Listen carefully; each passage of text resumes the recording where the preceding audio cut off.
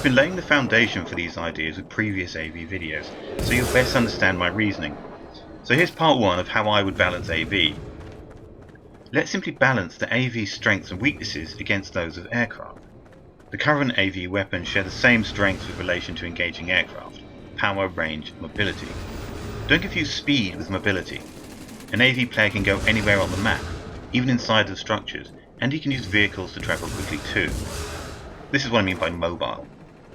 So what are the dropship strengths that they can use to fight back against AV? Speed, height, and active modules. The balance should work similar to snipers fighting infantry. Let me run you through the sniper versus infantry engagement, then I'll relate it directly to AV versus dropships, although I think you'll see exactly where I'm going with this about halfway through. So please stay with me, as I have never before mentioned suggestions coming up later in the video, and I need to help non-pilots see where we're coming from, so this analogy is needed. I use this example as it's an interplay that the community accepts as balanced. The sniper is here, and this is his range.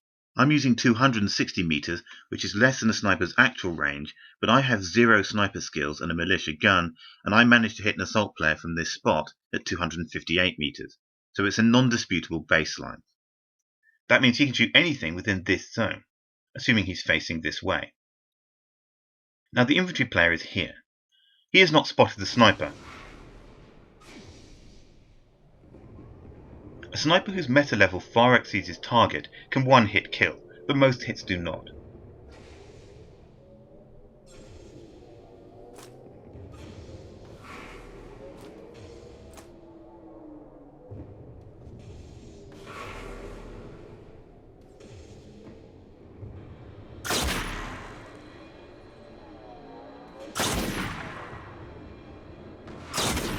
So the sniper hits the infantry, who loses almost half his health. But the infantry player gets a hit indicator and a weapon trail, so he is able to identify where the sniper is located.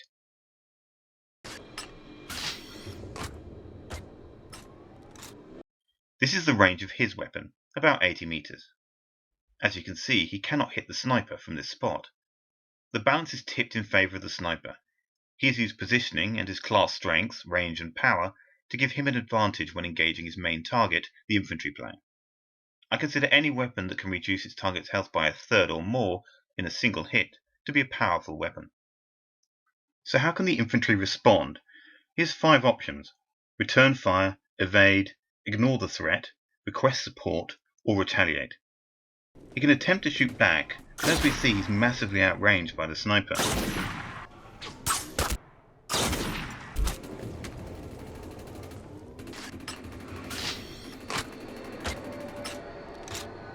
Due to the hit marker, weapon trail, and sound cues, he knows which direction to turn if he chooses to take cover. On every map, there are many places where he can hide unless he's taken the active decision to be exposed and out in the open. He could also ignore the threat. He might choose to do this if his main objectives lie elsewhere. He can do any of the above, but can also request another player, such as another sniper, remove the threat for him. In this case, let's look at the last option, retaliation. The sniper's a big threat to his current objective, and unless neutralized, it's likely the sniper will kill him. He has to engage the sniper. With the range and power disadvantage he faces, though, he has one option, which is to change the balance of the engagement in his favor, i.e. to use his strengths against his opponent's weaknesses. But how is the sniper weak?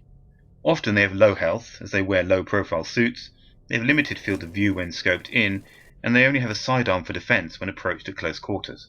So the infantry player uses the terrain to close the distance between the sniper and himself. As he does, the sniper can still engage him, but the closer he gets with the correct use of tactics, like dodging and cover, the more balance starts to change hands. However, as he tries to tip the balance in his favor by approaching the sniper, he makes himself more vulnerable. The closer he gets, the easier it is for the sniper to hit him. Eventually this happens unless the sniper kills him as he approaches. The sniper is now in range of the infantry's powerful mid-range weapon. The balance has changed hands. The sniper's range and power are no longer strengths, they are weaknesses. His main weapon is now less effective against his chosen target. Now it is the infantry player's weapon that is most effective. But the sniper's not defeated yet. He can still fight, and he can kill his attacker with a sidearm. However, compared to the infantry attacking him, he is outranged by the infantry's AR, and outpowered. The infantry player now has the power and range advantage. The assault player's tactics and skill in approaching his enemy has caused the balance to change hands. His strengths now come into play, and the sniper's on the back foot. I'm pretty sure all you pilots are way ahead of me now, so let's do that again, but with a forge gun or swarm launcher and a dropship. A forge gunner has used his skill and tactics to find a position that utilises his strength and mitigates his weaknesses. He's here, and this is his range and field of view. Now the dropship is here, and he's not spotted the forge gunner yet. So the forge gunner has used his tactics well to tip the balance of the engagement in his favour. The great power of his weapon and its long range are his biggest strengths, particularly when engaging a dropship. He shoots and hits the dropship, knocking it down by a third or more of its health. If his meta level is high enough, compared to that of his target, he can one-hit kill it, just like this. Like an infantry player, dropships can use a hit indicator or weapon trail to identify where their attacker is. So how can a dropship respond? He has the same 5 options as the assault player in the infantry versus sniper scenario: return fire, evade, ignore the threat, request support, or retaliate. He can attempt to shoot back, but as we see, he's massively outranged by the forge gun or swarm. Due to the hit marker and the weapon trail, he knows what direction to turn in if he chooses to evade. The first option, returning fire, is pretty balanced. Range is an AV strength, and the dropship's weakness against them. But the second option, evasion, is out of balance. Evasion for vehicles is slightly different than for infantry. Infantry evade by moving away from the threat or into cover. Dropships most often do not have cover. There is some on most maps, but it's not easy to get to, and often it's not safe to use due to the knockback and short range of AV weapons that might be nearby. Active modules are our cover. We can increase our resistance to damage using active modules, where infantry would use a wall. Effectively, a wall is an infantry player's active module. So the take cover aspect for dropship should function similarly to the behind a wall cover for infantry. It must offer us considerable protection from the threat. Not 100%, like with a wall, but enough that when used correctly we're significantly protected. Current active modules just don't offer that. They're just not powerful enough to provide the same balance of protection infantry can obtain. So part 1 of the evade is out of balance. But what about moving away? The hit markers, weapon trails and weapon effects tell us where the threat is. Except they don't. Watch this example, which is not an exception, this is the rule. Exactly what am I supposed to do with this information? The hit indicator is telling me 100% the opposite of what the missile graphics are telling me. This is where things start to become very out of balance. This is worse than no information. This is misinformation. Let's assume I have 4 ways to run. Forwards, backwards, left or right. I can go up, which can be useful, as can down, but usually they don't close the distance as well as going left or right or forwards or backwards due to AV's extreme range. He either shot me from behind, and a missile's just looped to my front, or he shot me from in front, and a splash somehow hit my rear. That leaves me left or right. So I go left, which, based on the information I have, is a reasonable decision. Except it was a totally wrong decision. Neither the missiles nor the hit indicator are any use at all, because the swarm was actually here, and I'm here. I tracked him down eventually. This tips the balance in the AV's favour. He can acquire me with ease, while I'm given misleading information to act on and to acquire him with. Since I cannot reliably determine their location, I may run straight towards them, which is not evasion. This issue puts 3 of the other options I have out of balance too. I cannot return fire, request support, or retaliate if I'm unable to determine what direction to shoot in, where to inform my team the threat is located, or attempt other forms of retaliation if my enemy's location, even approximate location, is unavailable to me. Assuming I was looking at the forge gun or swarm when he shoots, then those other options are available. I could ignore the threat, so there's balance there. I'm choosing a high-risk response. My attacker may die or miss, leaving me unmolested. That's my decision. I can also ask my team to support me, so balance is maintained there.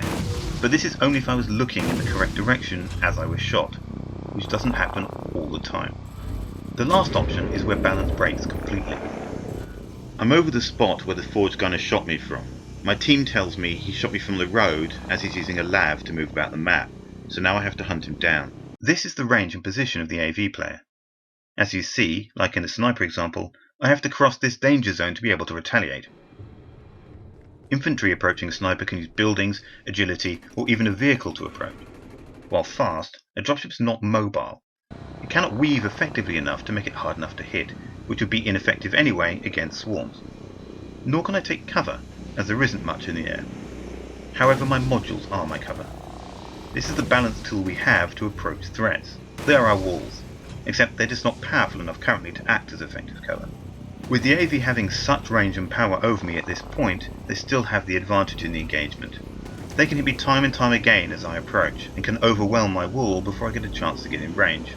This is a decent mechanic, but to balance it we need stronger modules so we can use tactics to tip this in our favour as infantry can when approaching a sniper by using cover or a lav or flanking. AV is in its strength zone here.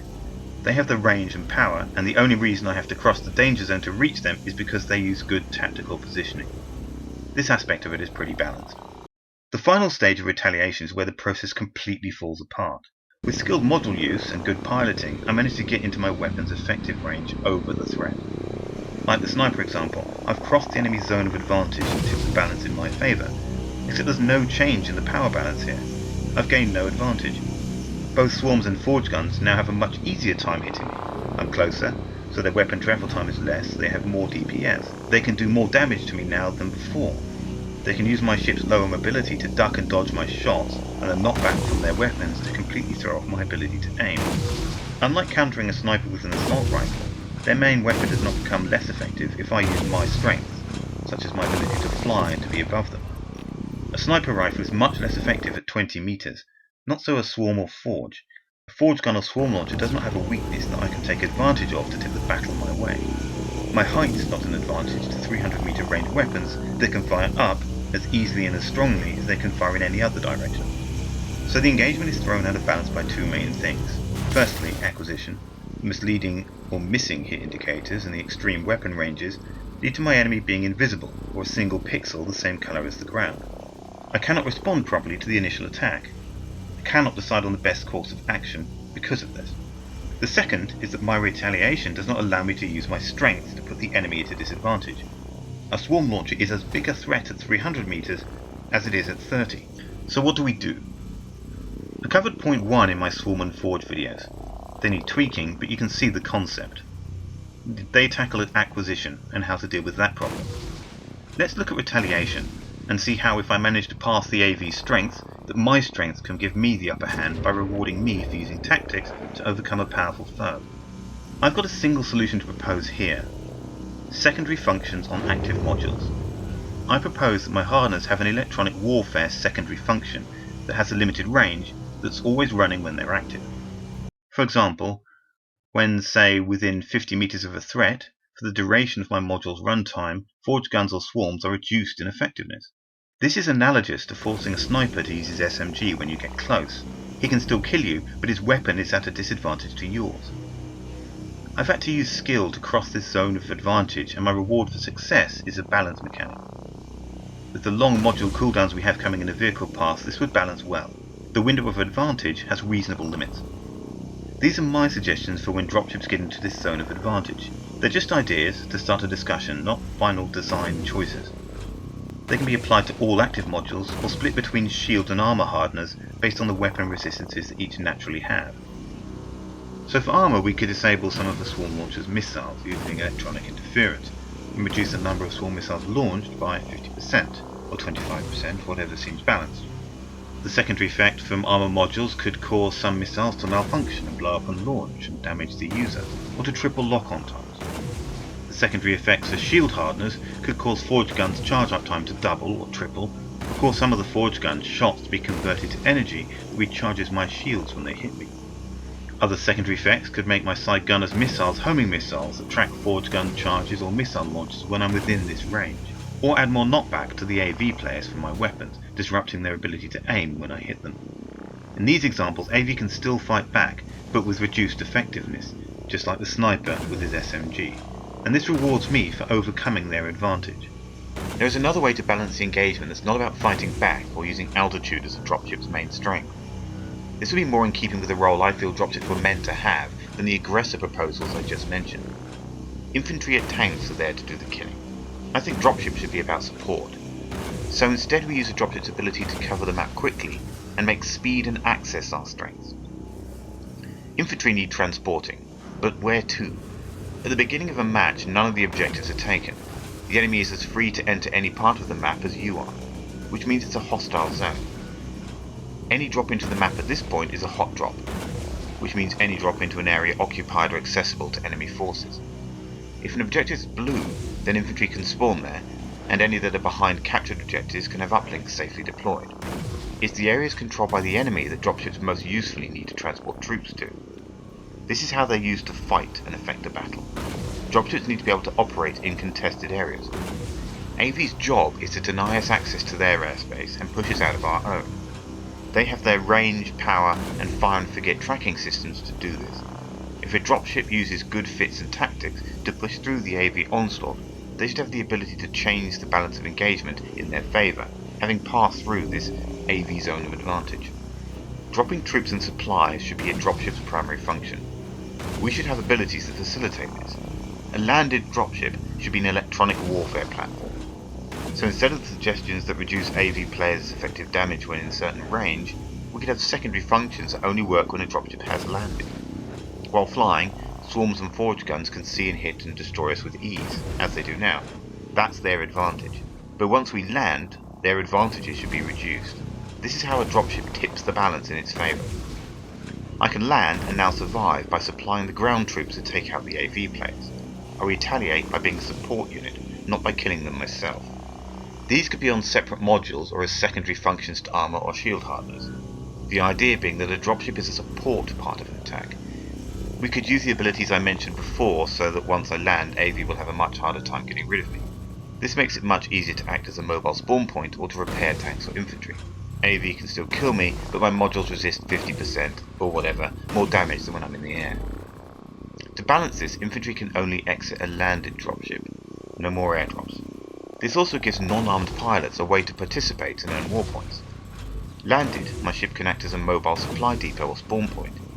Infantry in range can get heals like they do with a repair tool. It gives pilots a solid role and infantry a reason to want them there and to protect them. These are very powerful abilities, but remember that a landed dropship is much more vulnerable to non-AV specialist infantry. We're also vulnerable to shorter range AV weapons like plasma cannons. There's also tanks, installations, and even small arms fire. Remember that dropship pilots cannot shoot or even look around when landed. The balance is maintained, as AV can kill me at range or as I approach while I'm unable to stop their attacks or even shoot back, like in a sniper against the assault player example. The landed support ability is how the balance changes hands. The AV failed to use their range and homing ability advantages to stop me, and now I'm close and I've landed, and so I can retaliate by strengthening my team and using my team to kill them. Whether you like my suggestions or not, the issue remains.